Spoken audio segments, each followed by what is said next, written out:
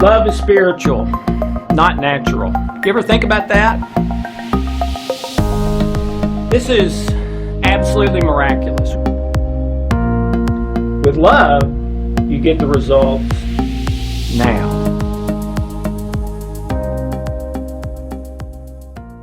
Hi, I'm Dr. Alex Loyd, and welcome to Deep Water.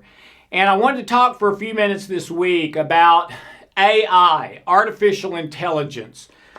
We see it everywhere these days. There's television commercials, big expensive ones like on major sporting events and things like that, about a particular company's AI and how much it's going to help you in your life, whether that's a new app or a new computer or some new program someone's developed or a fantastic new game that the graphics are way better. I mean, you all have seen those things, but artificial intelligence has been debated and a controversial area since the 1950s. And there's videotapes and transcripts of the original developers of computers concerned about the long-term effects of AI. So, what is AI?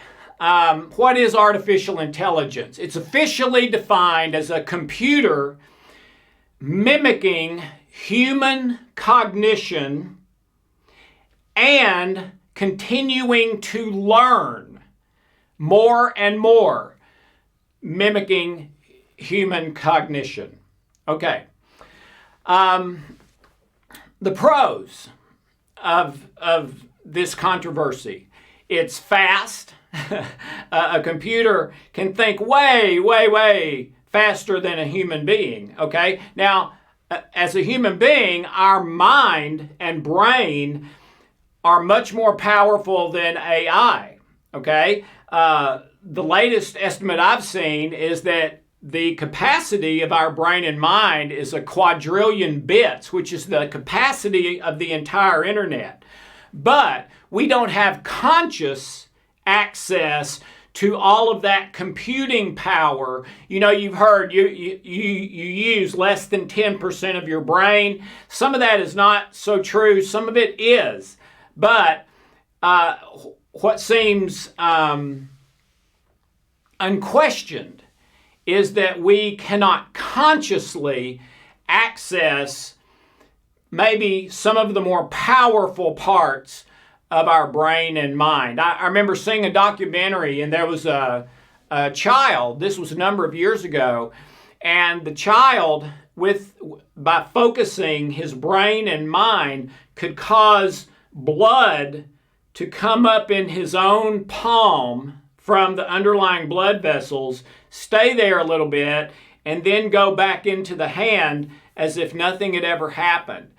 You've all seen things about people bending spoons and things like that, and those are kind of thought of almost like, you know, circus games, a gimmick or something. But the power and capacity of the human mind and nervous system and brain are for sure have that kind of power. It's that most of us cannot access it and control it intentionally. Where with a computer, it can be programmed to do basically anything. All right, so the pros are that it is fast, it is safe, it is a cheap way, as opposed to paying someone $15 an hour or $80,000 a year or $300,000 a year or something like that. And we all know people who have been downsized because of technology.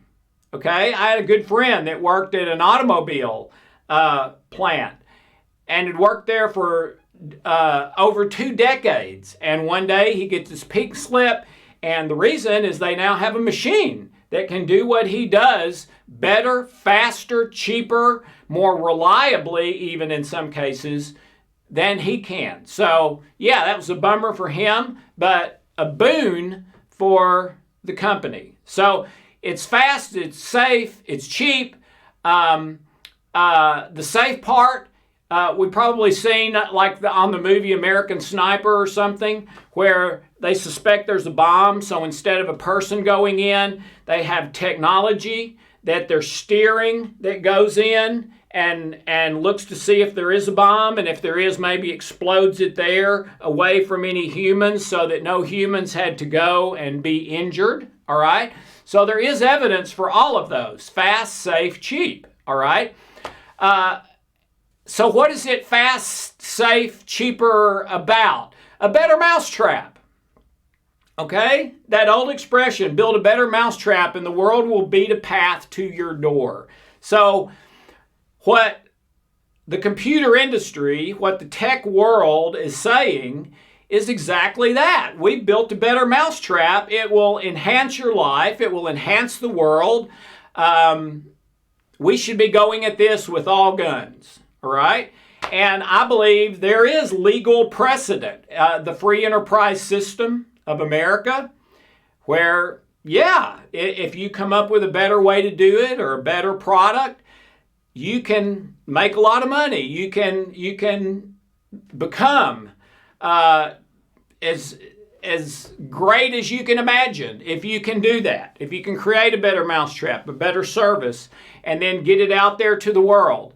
That's the free enterprise system. It's also freedom in the Constitution. All men are created equal and have the right to life, liberty, and the pursuit of happiness. Well, you're thinking, what in the world does that have to do with it? The guy who makes the computer or programs it, that is absolutely part of their life, part of their liberty, part of their pursuit of happiness. To create a better mousetrap that is fast, safe, cheap, that helps the world, that helps people, all right? From that perspective, it makes perfect sense to me, the pros, all right? So what are the cons? Well, one of the biggest ones is what they call unchecked superintelligence, which basically means that the computers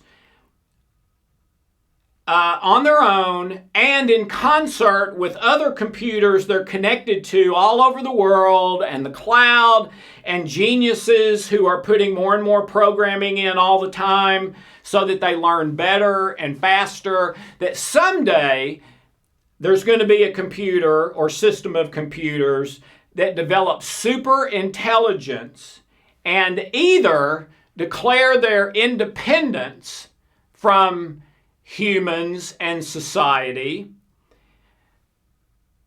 or attack humans and society to take it over.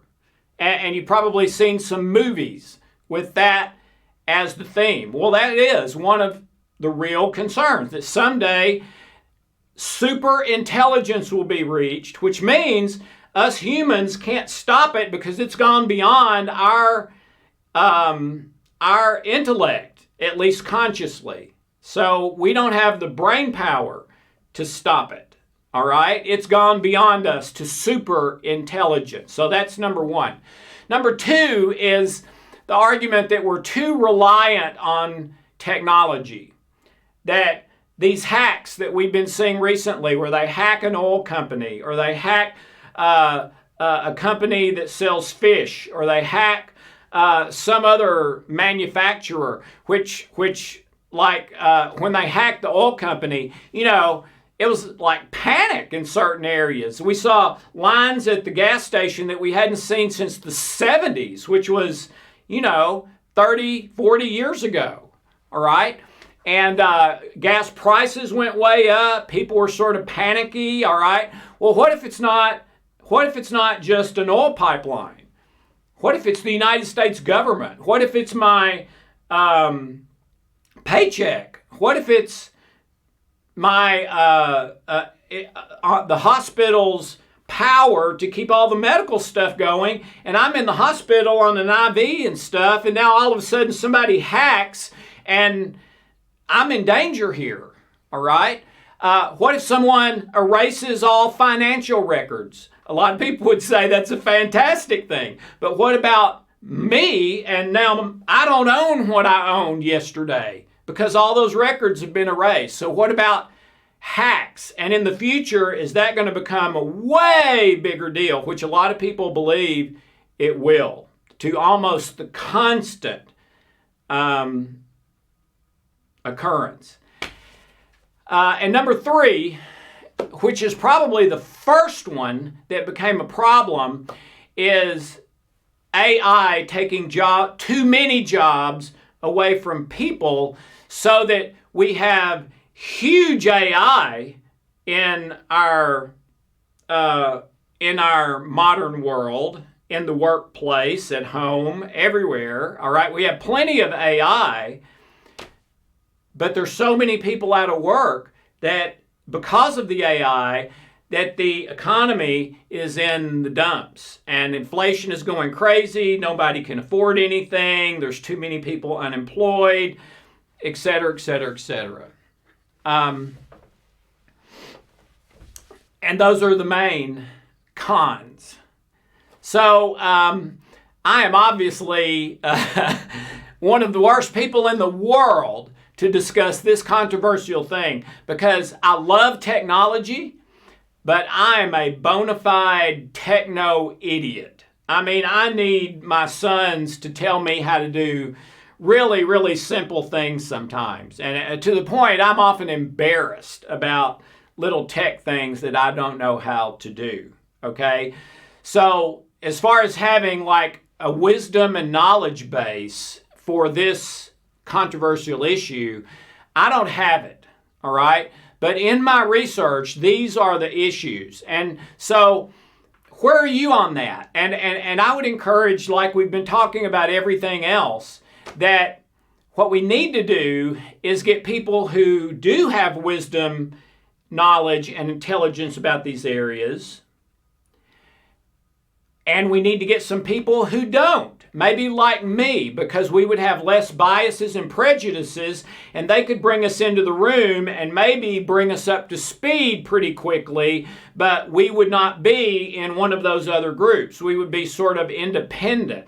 So there's a great value in that. But I would say that you got to get some knowledgeable, wise people who are acting in integrity, kindness, for the good of all, and some people who don't know much but can be almost completely unbiased and without prejudice toward this issue because they didn't have any preconceptions, all right?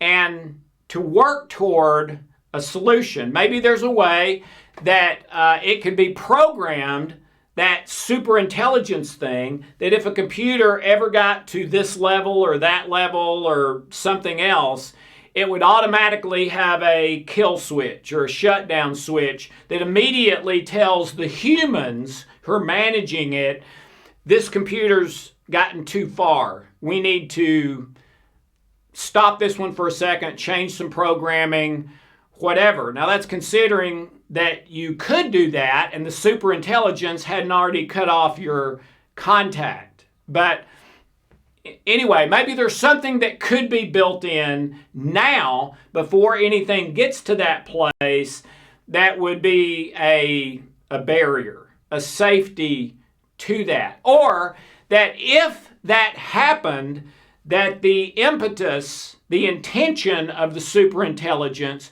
would only be for the good of humanity, not anything negative toward humanity. So, but again, I have no idea what's involved in the logistics of that. Kind of the bottom line for me, and I always try to get to sort of a spiritual bottom line, is Abraham Lincoln, who's one of my favorite people all throughout history and one of the most popular and famous presidents of the United States. And President Lincoln is credited with having the 13th Amendment passed, which bans slavery in the United States or any area subject to the United States jurisdiction. And one of the things President Lincoln said around the passage of the 13th Amendment and the Civil War still at not ended yet, even though it was close to ending, and President Lincoln was meeting with leaders of the Confederacy of the South, And one of the things President Lincoln said to them as they expressed their grief, extreme grief, anger, I don't know what all, about slavery being taken away from them because it was a big source of their revenue, industry, and income. Okay, so they did have a legitimate thing to lose. Now, they never should have had it in the first place, right? There never should have been slavery from the first place. Let's be clear about that. That is wrong, period. By the Constitution, by morality, it is a crime against humanity. And it is today, according to the United Nations, the United States, it is a crime against humanity, slavery. Okay, so what Lincoln said in response to the negativity from the southern states not wanting to have slavery outlawed was interesting to me. He said, if we give up freedoms like the freedom to oppress, we may discover freedoms that were previously unknown to us. And to me, that was just beautiful. It was perfect. It was genius as a way to look at that situation. And that's exactly what happened. Slavery was outlawed, and I live in the South. I've lived in the South all my life, all right? I don't know one person who's wanting to bring slavery back. Now, I'm sure there's a bunch of them. The neo-Nazis, skinheads, socialists, maybe. I don't know. But I don't know any of those people. And I believe with all my heart they are in the monstrous minority. I mean, maybe 1%, maybe far less than that. At least that's what I would hope. But anyway, that's exactly what has happened. As we gave up the freedom to oppress, we discovered other freedoms. What are those freedoms? Well, I have a black man in my life that has been in my life for decades. His name's Jimmy Hampton. He was a guest on one of my teachings here. And he's a black man. And he's one of the best friends I have or have ever had. I love Jimmy. If Jimmy were to be taken from my life, it would be a huge loss to me, okay? Well, if slavery had continued, there's no way we would have that kind of relationship at all. And that would hurt me, and it would hurt him. He loves me too, okay? So, to me, what Lincoln said is exactly what's happened, and it's the way we can look at this too, okay? When Lincoln said that, that was the very start of slavery being illegal. So he was saying something that you really couldn't verify now. It would be verified in years to come, and it has been. Well, we're not at the first of AI, but maybe we're toward the first of AI becoming super intelligence and super powerful and things like that, okay? So maybe this applies there too. There's some things that we can do now where instead of the freedom to oppress, if we'll give that up, oppressing the computer makers, oppressing the people who write the code, oppressing the people who handle the business of AI and all of that, instead of oppressing, helping them, but working together to ensure that the unchecked superintelligence, the too much reliance on technology based on hacking and global events like some global monstrous lightning strike or something that takes out the power in maybe a whole country, maybe something we've never seen before, an asteroid hitting or something like that. But having too much dependence. We went through that some in 2000. I'll never forget when the Millennium came. And if you're younger, you don't remember this, but those of you who are probably 40 or older, you do remember it, okay? Everybody was a little discombobulated about the Millennium coming because it was like, wait a minute, all these computers we've got programmed, they're only programmed up to the year 2000. At least that's what they were saying. So when it goes over 2000, we don't know what's going to happen. They may quit working. They may quit doing what they're doing. We may have power outages in whole countries or continents or cities or whatever. And man, Hope and I, we had kerosene and kerosene heaters because it was the winter. We had all kinds of food stored. We had a couple of guns. And everybody we knew pretty much was doing that kind of stuff. Well, that's the second potential problem, is global events with too much reliance on tech, all right?